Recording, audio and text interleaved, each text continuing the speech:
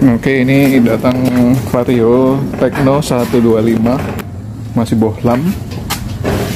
Nah, dia ini kendalanya semuanya sama nih ya. Semua penyakitnya pasti sama nih. Nah, penyakitnya itu ini apa namanya?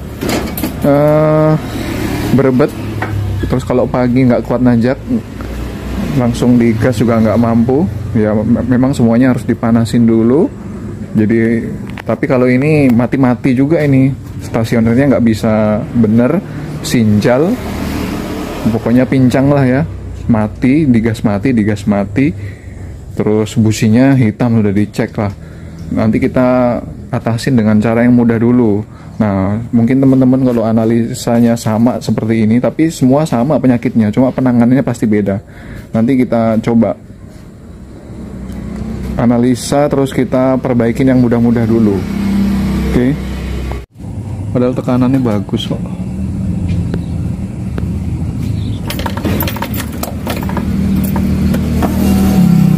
Bagus ya. Terus dinyalakan itu, bentar ya, nyalakan.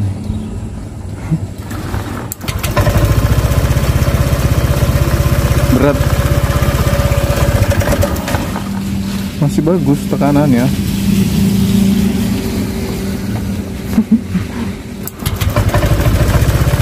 Tuh. Kaki, sorry.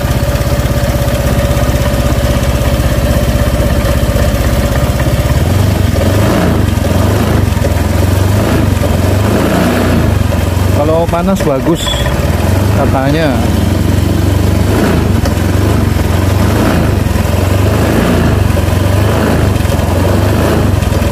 Ini katanya habis berapa juta.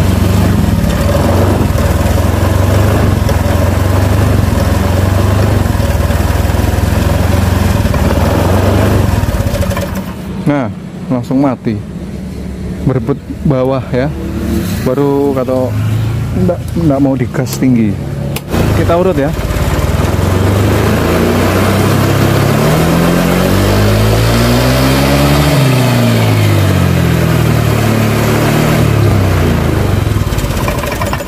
Nah, oke. Ini katanya khusus dingin aja seperti ini.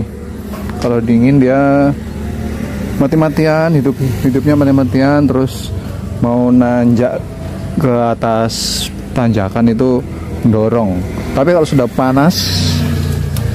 panas katanya normal. Apanya ini? Wah. Apa? Ya, buntu.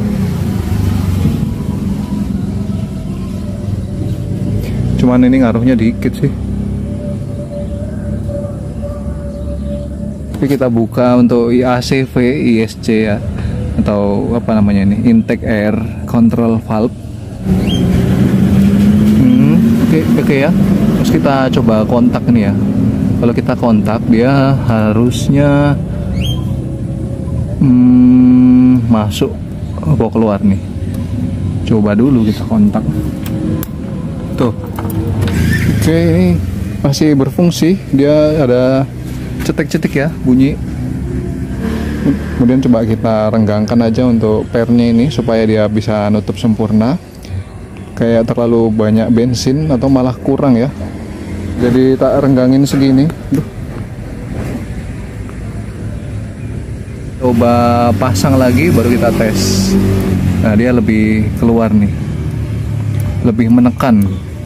Tes ya. Nah, oke. Ada gas tinggi sedikit selama 5 detik, kemudian turun. Dan ini nyalanya udah stabil nih sepertinya. Kita tunggu dulu sebentar. Kita tunggu 1 menit lah. Harusnya mati lagi ya. Ini tidak mati ini. Bisa jadi dari kita bawa nanjak lah ya. Kita bawa nanjak. Oh, mati. Oke, masih nggak bisa ya. Sudah tak randorin juga ini. Ini langsung tak cabut untuk sensor EOT, engine oil temperature, atau ini ini ECT, engine coolant temperature ya. siapa tahu dari TPS-nya yang agak error juga. Jadi ini bisa kita fungsikan buat nanti di reset throttle TPS. Tapi di sini nanti ada tuh, ada begituan tuh. 7 ya, kedipan 7 sensor ECT lepas bermasalah, tapi kita coba nyalakan ya.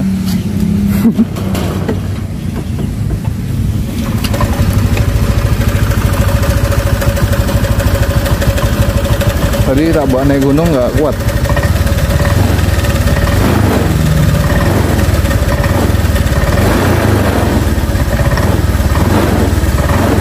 Kita coba naik gunung ya. Oke, tadi tak copot, sudah tak pasang lagi ya. Ternyata pengaruhnya cuman sedikit. Ada kuat naik gunung, kuat naik tanjakan sedikit tapi. Jadi kita bersihkan throttle body dulu. Oke, sebelum kita bongkar ya, kita coba geser TPS dulu lagi. Maunya pakai scanner tapi tidak apa-apa, bisa. Kita geser ke bawah. Nah itu gasnya tambah naik.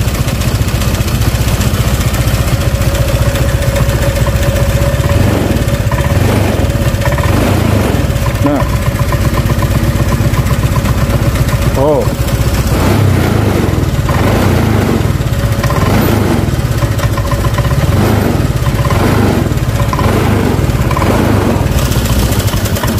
tuh mati dia. Oke, kita copot setengah. Udah kita copot setengah, kotor ya. Cuma sebenarnya nggak ngaruh, sedikit ngaruhnya. Kenapa dia berebet? Oke, lanjut ya, dibersihkan aja. Oke, di sini ini Honda punyanya KZR 125. Kemudian ini punyanya PCX 150. Ya, bisa dilihat ya, sama ya. Untuk ukurannya sama. Untung kalau Honda semua ukurannya sama, jadi bisa dipakai tuh. Dari pakai motor apa aja bisa dipakai. Hole-nya sama-sama 6 ya. Aku juga nggak bisa lihat ini kayak gini nih. Yes, pokoknya ini lebih agak banyak sedikit untuk semburannya daripada bawaannya yang 125. Sengaja kita ganti. Ini sebenarnya kalau dia karburator, motor ini karburator gampang aja, tinggal kita gonta-ganti untuk spuiernya ya. Tapi kalau model injeksi seperti ini ya, kita ganti aktuator elektroniknya seperti ini. Mau nggak mau ya. Nah, kalau mau ya dirojok nih, tapi nanti rusak nggak enak. Lanjut aja, langsung kita pasang. Sudah bisa lihat di datanya itu tadi untuk temperaturnya sudah di 42, berarti sensor ECT-nya bagus ya. Sensor-sensornya masih bagus semua kalau dilihat dari sini. Dari O2-nya juga dia bisa membaca tadi. Aduh, mana ini? Oke, langsung aja kita coba deh. Sensor ECT sekarang 42.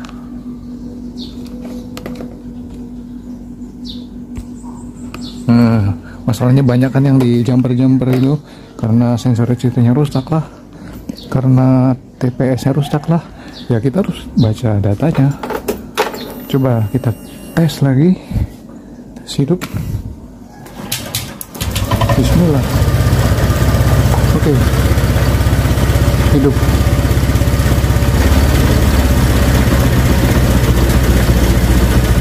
Biar dia belajar dulu. Oke, ini agak melemah sudah, di ACT-nya nutup. Nah, sepertinya mau sinjal, mau mati juga nih. Nah,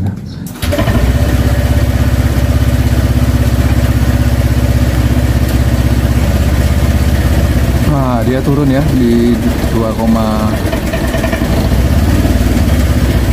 sambil kita gas.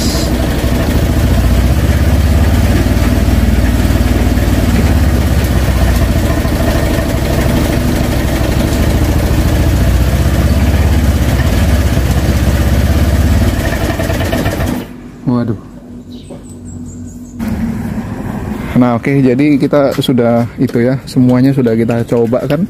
Jadi kalau teman-teman punya di punya sama motornya kayak gini. Ini sudah tak ganjal ini tak jumper pakai 2 kilo ini, 2 kilo di ECT nya 2 kilo ohm. Jadi tadi itu untuk suhunya di 27 derajat dan enak, ini dingin pun enak larinya. Jadi bisa naik tanjakan juga, terus langsamnya juga bagus. Ini masih belum tak nyalakan lagi, dan itu semua sudah kita lakukan ya. Jadi teman-teman kalau punya masalah seperti ini jangan buru-buru dulu kemana-mana. Terus sudah kita ganti injektor 150 ya kan. Nah jadi kendalanya itu di scannernya itu si injektor kan diminta untuk membuka secara lama gitu ya, durasinya sampai 4,2 6, tadi juga ada kelihatan kan di situ. Kita kan mengira ini injektornya yang bermasalah, bisa jadi dia memboroskan gitu ya, berusaha memboroskan injektornya. Nah untuk solusinya kan banyak yang diganti dengan injektor yang lebih tinggi ya, di 150 tadi kita pakai yang punyanya PCX ya, K35, sedangkan ini KZR. Nah ternyata sama aja gitu loh, sama aja, injektor tetap dibuka lagi, kita pakai scanner tetap dibuka sampai 4, lagi kan ya.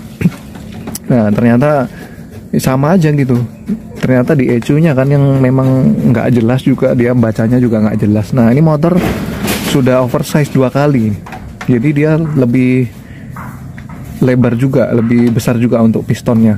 Nah di situ aku juga ngira di sini bahwa injektornya butuh yang besar karena sudah gede untuk cc-nya jadi tambah besar ya. Kalau mungkin di oversize 50 mungkin sudah 2 kali oversize ini motor ya. Berarti kan naik ya, jadi dari 125 ke 135an lah ya. Nah di situ kan butuh injektor yang besar lagi ya. Tapi ternyata kita kasih yang injektor besar itu dia nggak mau juga tuh, ya kan? Ini juga kita jumper seperti ini kan, ini nggak bener juga sebenarnya kan. Meskipun kita ganti sensor ECT-nya, ada juga tuh yang diganti sensor ECT, tapi kan kita harus pakai scanner. Di scanner juga masih ECT-nya masih bagus gitu loh, dia masih bisa membaca suhu dengan normal dari 40 derajat sampai di 80 derajat masih bisa membaca untuk ECM-nya ya. Tapi ya gitu, karena ECM-nya ini memang harus di remap lagi, kita di restart ulang programnya supaya injektornya ini dibenerin gitulah, maksudnya untuk AFR-nya itu dan full trimnya kita nggak pakai scanner yang bagus sih ya, nggak kelihatan jadinya. Jadi di situ kayak dia memboroskan, tapi ternyata begitu diboroskan ini nggak mau juga, masih mati-mati, sinjal-sinjal atau bincang-bincang. Terus meskipun ini sampai kita lepas tetap aja mati-mati, harus digas seperti ini kan lucu sebenarnya. Ini kan harus tertutup untuk koin TB-nya, ini koin throttle body-nya harus tertutup rapat. Jadi kan lucu aja ini kalau ternyata dia nggak bisa langsam, mati-mati terus. Ternyata kita udah buka di businya itu hitam banget ya, sampai kita oles di tangan ini biasanya hitam gitu ya, ada jelaga-jelaganya karena keborosan ternyata malah, ya kan. Jadi ada yang dikasih pakai injektor naik Vario 150 atau PCX 150 atau CBR 150 atau apapun lah yang injektornya lebih bukaan lebih boros, itu ada yang sembuh, ada yang malah berebet, ada yang tarikannya di atas juga malah tambah nggak enak. Ini juga nggak jelas juga ini kan, akhirnya kita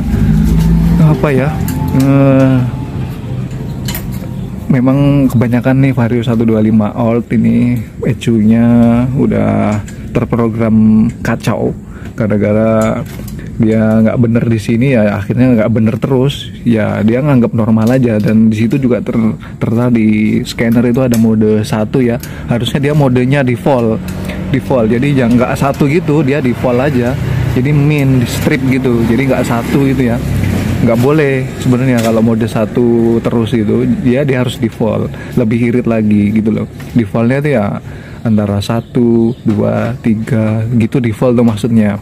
Jadi bukan kita pantengin di setel di mode 1 aja terus dengan cara reset mode di gas itu ya. Biasanya di mode 1 aja kan dia di dataran tinggi, tapi kan harusnya memang ini nanti apa namanya, si ECU-nya kan akan membaca sendiri, makanya harus default, bukan kita apa namanya, bukan kita setting di mode 1, harus default. Nanti dia biar ECU-nya itu biar enak gitu. Nah tapi ternyata kan ECU-nya ini nggak mampu untuk mendefaultkan sistem bahan bakarnya ini, karena ya itu tadi ya, sini kita ganti yang tinggi malah nggak mampu. Kita jumper di 2K ini enak, tapi kan nggak mungkin.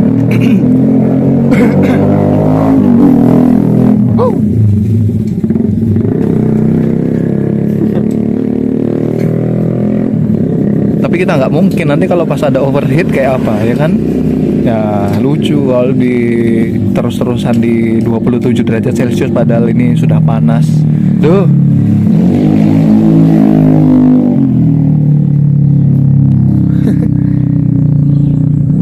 Ya oke.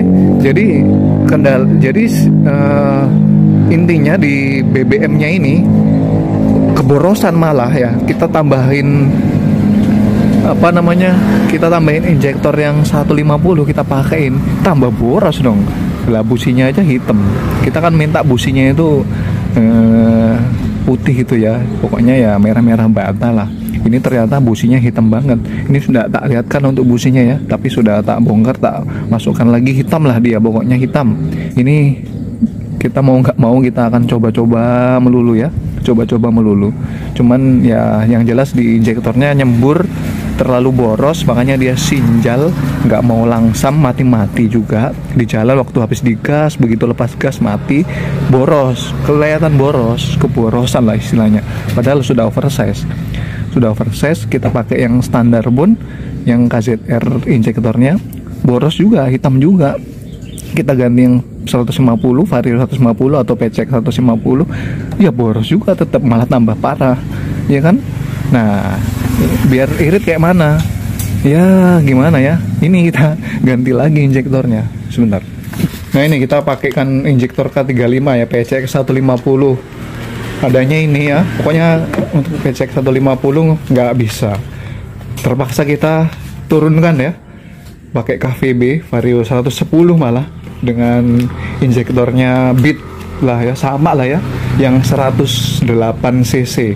Tapi untuk debit injektornya, debit pengeluarannya itu dalam 1 menit ini bisa sampai anggaplah 125. Kalau yang K35 ini anggaplah 150 dalam 1 menit ya, 150 cc. Kalau ini dalam 1 menit hanya 110 cc keluarnya. Jadi coba kita iritkan ya. Jadi ya itulah, ini solusi karena motor injeksi ya kayak gini ini. Coba kalau dia karburator, kita bisa aja cuman setting dari spuyernya, harganya 15 ribuan ya, spuyer kecil, spuyer besarnya, apa pilot jet dan main jetnya. Untuk karburator masih murah. Lah ini sistem injeksi, kita harus sedia injektor kayak gini, dan yang asli ya, yang harganya kalau di tempatku bisa 350-an ini ya kan. Jadi modal begini nih, modal 2 malah, satunya yang lebih tinggi, satunya yang lebih rendah daripada ini motor ya. Kita namanya juga kita mau mengiritkan kan, kita nggak mau businya itu hitam ada jelaganya gitu kan ya. Jadi habis itu kita coba iritkan apakah dia sembuh atau enggak. Memang ECU-nya yang enggak bener sebenarnya, padahal ini apanya namanya sudah oversize-nya sudah tinggi lah ya, sudah 50, udah lebih tinggi cc-nya ya. Mau nggak mau dikasih injektor yang tinggi ya harusnya mau ya, lebih enak gitu lah. Ternyata malah tambah hitam, boros. Ini udah ECU-nya nggak bener, kita mau remap besok balik lagi pasti itu. Mau remap yang dari harga murah sampai harga mahal, mulai dari harga 200.000 sampai harga 700.000 untuk remap ini ECU-nya yang ada di sini ini. Besok itu balik lagi ya, karena apa? Udah nggak bener. di ECU-nya, dan pokoknya di sistemnya dari mesinnya juga nggak bener. Bisa juga kompresinya, tapi kompresinya kan ini baru 2 bulan kok ini. Aku yakin kompresinya masih bagus lah ya, karena baru 2 bulan turun.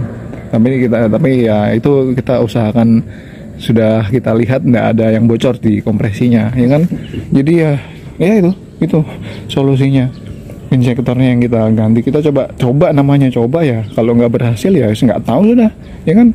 ECU-nya kita harus ganti, kita standarkan ulang. ECU ganti, injektor ganti standar, mesinnya kita standarkan lagi 0 jadi 125 cc lagi, ganti buring, ganti piston yang baru, dan itu asli. Kemudian ganti semua ini untuk sensor-sensornya ini, supaya apa, nanti supaya kalau kita nggak ganti semua sensornya ini, nanti si ECU-nya meskipun ECU baru, dia akan membaca yang lama lagi nih, error lagi yang baru, ya kan. Kayak itu aja terus, gitu aja terus. Ya, pokoknya apa namanya, kita mau ganti ECU-nya doang, nanti sembuh 1 hari. Padahal mesinnya nggak kita standarin, ya kayak gitu lagi. Mesinnya sudah standar, ECU-nya baru, terus kita nggak perbaharuin untuk sensor-sensornya lagi. Nanti balik lagi 1 hari, itu pasti itu sudah banyak kasus itu balik lagi kayak gitu, berebet mati-matian, pagi nggak bisa langsam, ya kan. Terus businya hitam, banyak jelaganya. Oke, nanti kita langsung ganti pakai itu yang KVB ya. Terus kita coba lihat businya. Nah, oke, lihat ini sudah kita jumper pakai 2K ya. Tuh, dia sudah bagus nih untuk di jumper 2K tadi. Cuman ya lucu aja kayak masuk kita jumper ya. Mau gimana ini ceritanya? Kalau kita jumper nih, kita bisa lihat nih di sini pinggir-pinggirnya nih yang hitam nih. Tuh, mana dia jelaganya? Pokoknya pinggirnya itu bisa kelihatan ya. Pokoknya jelaganya banyak gara-gara keborosan, makanya coba kita iritkan pakai itu ya. Langsung kita pasang, kita nyalakan. Ini masih dingin loh ini. Nah, masih dingin. Kita sudah ya. Ini udah tak ganti. Nah, ini ya. Ini yang asli nih. Kalau yang untuk 150 injektornya di sininya putih. Ya, terus ada hijau-hijaunya gini ya. Kalau yang 125 itu warna dotnya itu apa namanya? Udah ada ini sudah. Oh, ini ada ya, pink ya, ada warna pink. Nah, kalau punyanya 110 warnanya apa itu, ungu. Nah, di sini ya sudah dipasang. Ini aduh, businya belum dipasang, ntar anu dulu. Ini sudah apa namanya ya, ini sudah terakhir, sudah ini nggak bisa diapa-apain sudah, kecuali ganti ECU nanti ya terakhir ya. Cuman kalau ternyata kita sudah manipulasi yang di sebelah sini, kita sudah ganti-ganti, ternyata masih nggak sembuh-sembuh, ya jual aja sudah motornya. Ini sudah tak buka ya untuk resistor 2K nya, kita kembalikan seperti semula, pasang busi, kita nyalakan. Oh ya, ada sebelum kita nyalakan ya, ini tambahan lagi. Businya apa, copnya apa, koilnya. Nah, itu sudah diganti apa belum? Nah, ini sudah diganti, cop busi sudah pernah diganti, busi udah pernah diganti, koil juga sudah pernah diganti. Terus tak langsung ya, cop businya tak langsung. Pokoknya masih standar lah. Kalau itu diganti nggak ngaruh, bukan di situ masalahnya. Di situ tadi masalahnya, kita jumper pakai resistor 2K aja mau dia, malah enak kok. Terus mau diganti di situ nggak apa namanya ya, nggak ini, bukan dari situ masalahnya ya. Memang ada juga yang cop businya yang sudah rusak tuh, ada juga, tapi kan dia cuma berebet terus, dari dingin sampai panas ya masih berebet terus. Kalau ini kan enggak, dia panasnya bagus sih, cuman ya itu mati-matinya itu, borosnya itu enggak karu-karuan. Oke, ini sudah ada lagi. Sebelum kita ganti-ganti kemarin, kita juga sudah sempat kita kita bikin pasang dop di sini ya, pasang dop untuk lampu di jalur injektor ini, supaya injektornya juga membuka secara lama gitu ya, biar resistansinya tambah tinggi, dan injektor terbuka agak lama lagi ya sama aja, tetap juga sama aja. Itu sudah kita lakukan juga, sudah kita bersihkan, semua sudah kita lakukan lah ya. Tinggal yang ini masalah spuyer pilot jet yang kita ganti ya. Itu Tapi spuyernya injeksi ini harganya ratusan ribu, kalau karburator cuma harganya 15.000 ada. Oke, ini lanjut kita solusi terakhir deh. Kalau tidak berhasil ya sudahlah, kita jual. Tak suruh bayar bengkelnya, suruh jual motornya. Aduh, ini kita nyalakan ya dari dingin ya. Bismillah.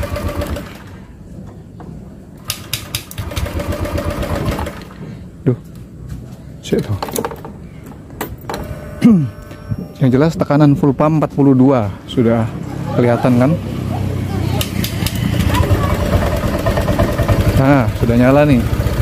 PACV berfungsi, gas agak tinggi, rendah.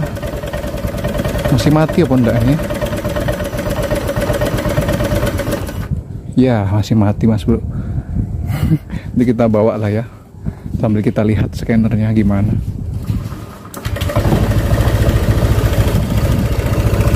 Tes lagi, masih dingin. 1 menitan lah ya. Ih, cocok sudah mas bro.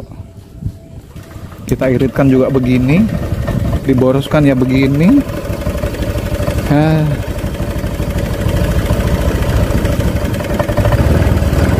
Coba tak gas-gas. Oh, enggak mau dia. Ya. Tapi masih belajar sih, biar masih belajar dia.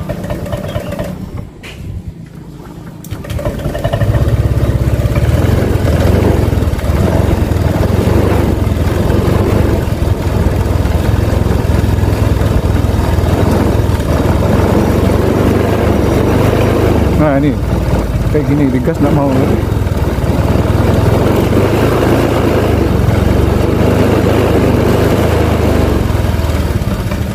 Wah, yang bener aja, rugi dong. Suruh jual aja sudah motornya. Cunya nggak bener dah. Sudah diganti irit kan, diboroskan, tak mau juga. Rugi dong.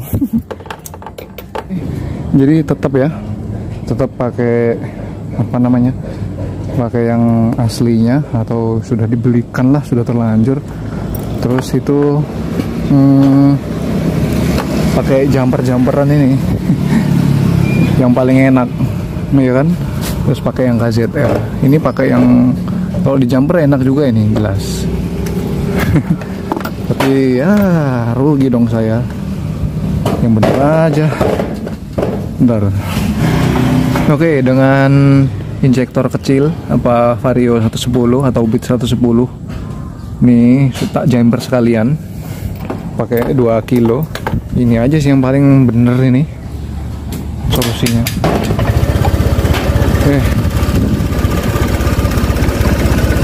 Tuh ya, ini aja yang paling bener ini. Langsamnya nggak mati-mati tuh, tapi kecil ya. Tuh, tak gas-gas.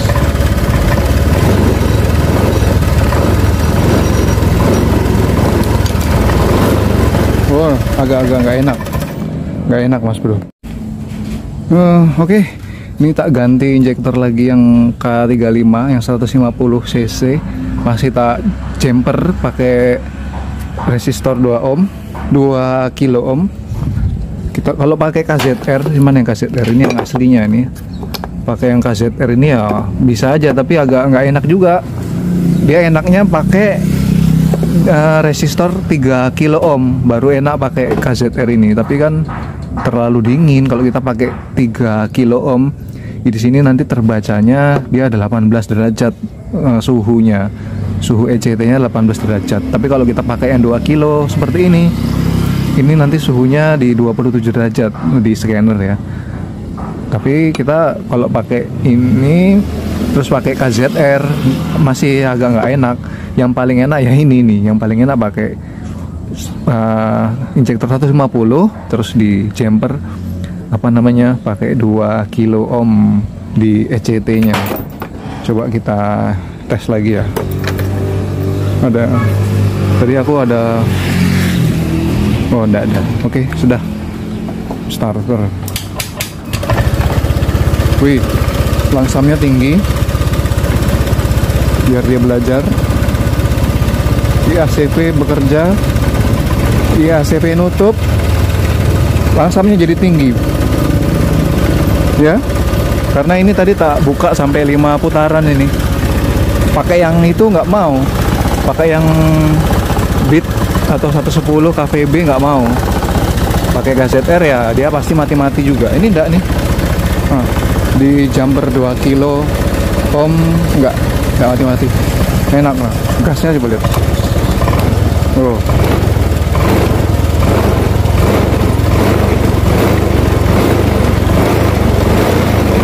Ada ya. Jadi tuh nggak mati kan? Nanti kalau digas biasanya mati dia. Habis digas-gas mati. Kalau pakai yang KZR biasanya, meskipun kita sudah jumper. Ini pakai yang 150 punya PCX nggak mati. Ya. Jadi solusi terakhir, aduh ribut. Jadi solusi terakhir ya ini ECM tanpa di remap ya. Kalau di remap nanti mahal lagi, besok balik lagi pasti itu. Terus apalagi ini yang paling manjur, guys, sudah yang nggak bisa diapa-apain lagi. Ini yang paling manjur sudah. Kalau mau ya jual aja sudah motor kayak gini. rusak habis banyak, rugi dong ya kan, katanya siapa tuh. Aduh, ini habis banyak ini, tapi nggak apa-apa, ini bisa dijual kok. Yang 110 ini bisa dijual, gantinya Beat lagi. Kalau ada yang rusak lagi kan, ini bisa dijual juga, masih bagus ini, bisa dijual. Nanti orangnya kan dapat aslinya ini, terus dapat injektor 150. Kalau yang ini tak simpen, nggak apa-apa, modal ini kan buat ngetes, namanya juga apa namanya, semua kan butuh proses ya, butuh modal juga seperti kayak gini. Jadinya nggak bisa sembarangan untuk diperbaikin bagus-bagus, namanya juga injeksi kelistrikan ya. Kalau nggak kita bener-bener sembuh apa ya, kalau nggak bener-bener prima untuk motornya, motor baru lah ya intinya, apapun semua baru nggak sembuh normal 100%. Ini nilainya ya sekitar, dari masuknya kemarin tuh nilainya 5 lah ya, masuk bengkel sini. Kemudian setelah keluar sini ya nilainya jadi 6,5 sampai hampir 7 lah ya, sudah diganti kayak gitu. Itu yang paling maksimal sudah. Oke, rusak ini. Itu aja. Ada yang pengalaman sudah remap, besoknya pasti balik lagi. Sudah diganti ECU baru, pernah juga ECU baru ganti, sudah pernah ganti lah ya ECU baru. Kalau di sini harganya 4 juta malah. Besok balik lagi, memang awalnya bagus tapi besok balik lagi, udah di reset bolak-balik di mode 1, mode 2, mode 3, mode 4 sembuh, tapi besok balik lagi. Tapi yang paling nggak bisa balik ini yang paling nggak bisa balik, dengan komposisi injektor 150 cc sama jumper 2 kilo ohm. Cuman itu yang bisa membalikkan motor ini. Tapi motor lain bisa beda loh ya, bisa diurut lah dari awal sampai akhir tuh. Tapi ya di situ-situ aja ketemunya. Pokoknya bukan busi, bukan cok busi, bukan coil, bukan sensor ECT. Ada juga yang ganti sensor ECT, belum dicek berubah apa, berfungsi apa enggak, sudah diganti sensor ECT-nya. Habis banyak lagi malah. Ini masih mending lah ya. Memang tapi ya nyatanya jelas sudah diganti injektornya ya tetap mahal lah ya daripada motor karburator ya gitu itu. Tapi apa namanya, menghindari yang lebih mahal lagi, beli ECU, remap ECU, beli sensor ECT, beli cok busi, beli coil, apalagi beli injektor banyak-banyak, beli TPS lagi. TPS enggak apa-apa ya, TPS memang kemarin tuh di gaspol gini dia habis, hilang, 0.